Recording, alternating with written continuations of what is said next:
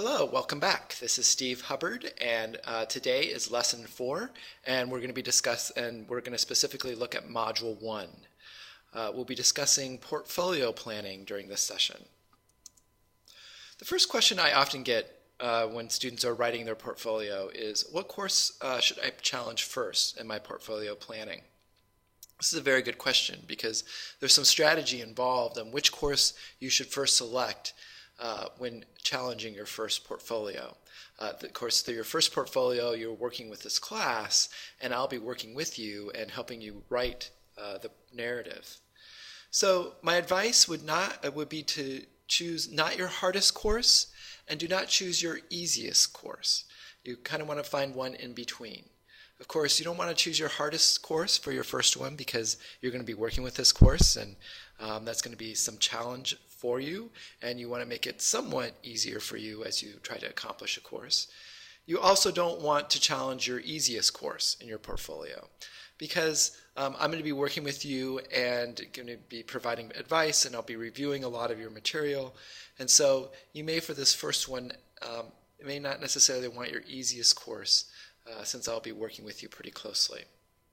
Of course, it's important when looking at and deciding which is your easiest or which is your hardest course is to review the syllabus and choose a course with a clear and organized syllabus. Especially when your first course that you're planning to challenge. Some syllabi are, quite frankly, horribly written and do not include course descriptions or objectives or learning outcomes.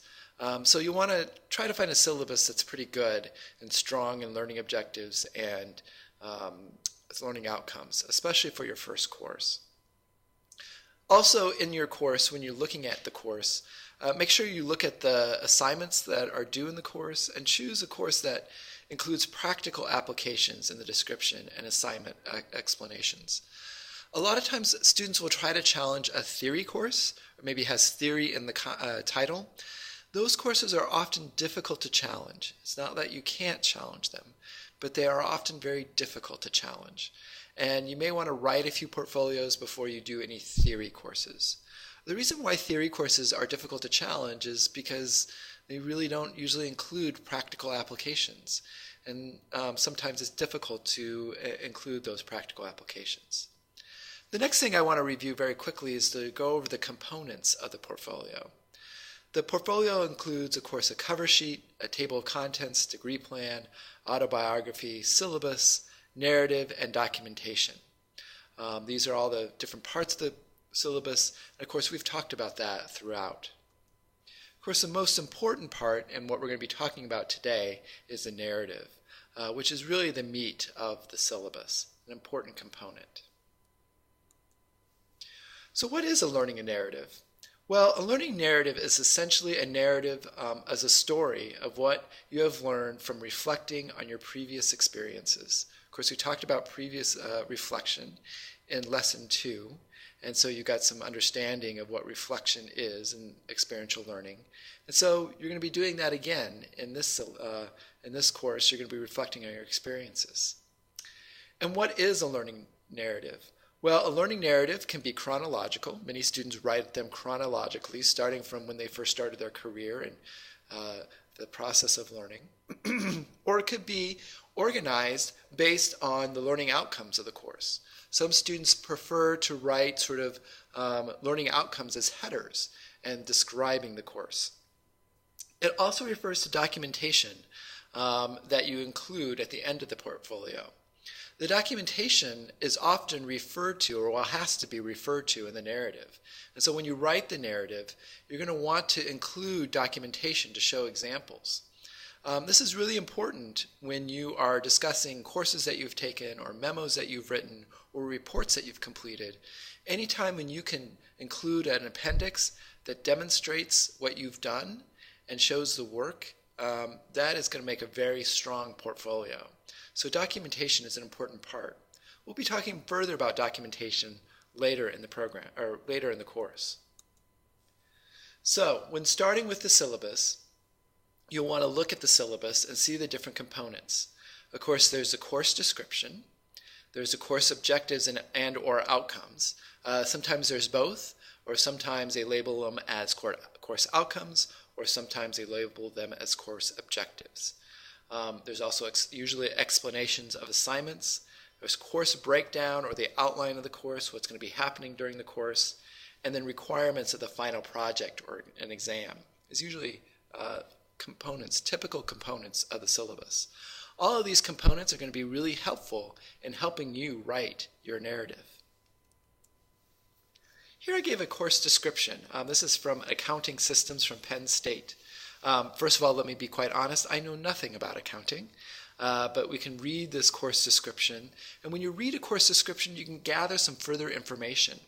Sometimes courses have two course descriptions.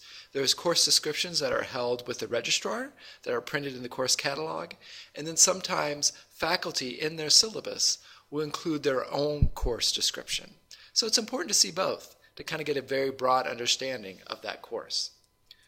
What I did here was highlight some sections of the course description to kind of glean out some important sort of phrases when you look at a course description. So we're going to start with the red part, of course, at the top. And when I look at that, I see there's a word investigates. So anytime I see an action verb, I know that's going to be really important to really consider and look at.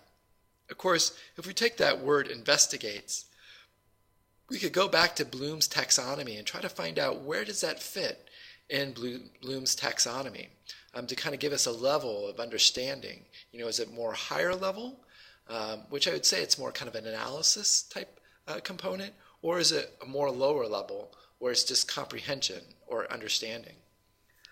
So here it's investigate accounting transactions, cycle processes, and procedures.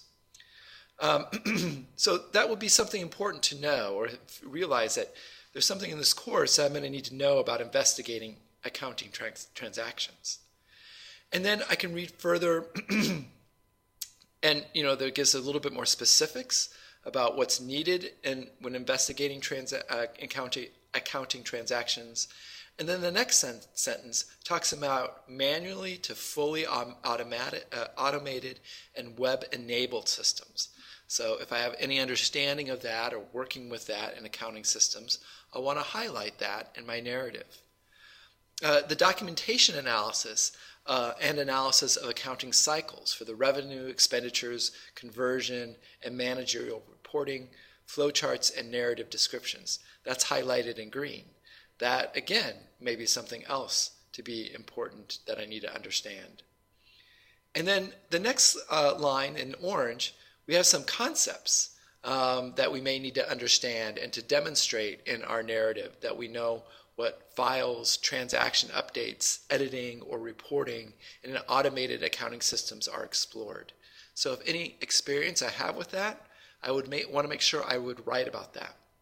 So you get the idea. When you're looking at a course description, highlight some of those action verbs or words that you found from Bloom's taxonomy will give you kind of an understanding of what you need to understand or know from that course without getting into even the details of the course description.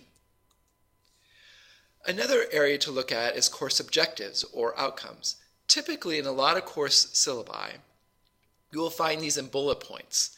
And like I said, sometimes they're labeled as objectives, sometimes they're labeled as outcomes, or sometimes they include both objectives and outcomes because technically they are a little bit different.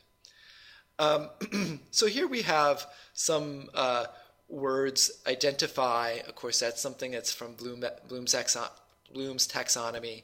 To craft is the second bullet point, craft text. And this course is actually professional and technical writing. So when I see the word craft, I often think about creative writing. So that might be something about being creative or producing something. Write, an array is the third one of genres for a variety of purposes. So I highlighted now in red all those different words that really identify and signify important words that are important when writing your narrative and that you'll want to include. You'll also in the course want to look at the course breakdown. Most syllabi, of course, include like what week one, what course topics are going to be assigned to, assignments, readings, etc. You're really going to want to look at that, and from there you might be able to gather some information about what they talk about, what's covered in class, and what you can further provide in your narrative to provide more information. Assignments are really important because you can review the explanation of the assignments and review the explanation of final projects. They'll be important too when trying to fully understand the syllabus and what information is trying to be covered. Anytime I could provide a report or documentation demonstrating that I've done that project, I would want to make sure I would include that in my portfolio.